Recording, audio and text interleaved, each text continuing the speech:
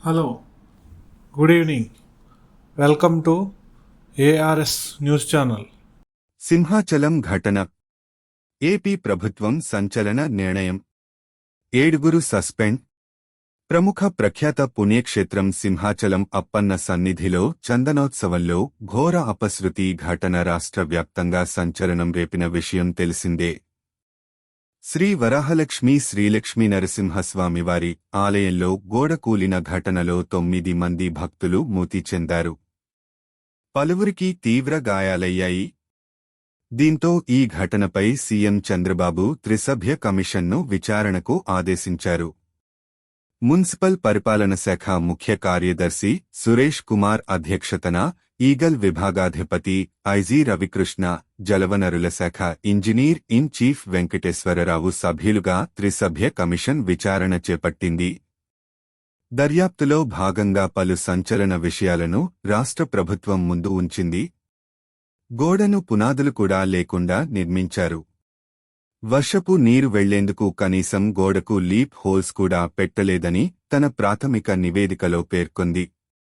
అప్పన్న చందనోత్సవానికి 7 రోజుల ముందు ఈ గోడను హడావిడిగా నిర్మించినట్టు తేలిందని స్పష్టం చేసింది.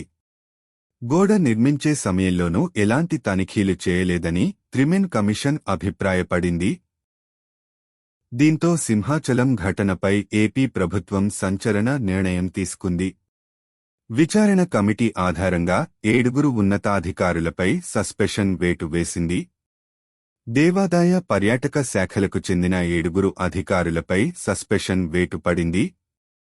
సస్పెషన్ వేటు పడిన వారిలో సింహాచల దేవస్థానం డిప్యూటీ ఈఈ మూర్తి, జై Babji, APTDC EE Ramana, deputy ఈ స్వామి, ఏఈ మదన్ మోహన్ ఉన్నారు.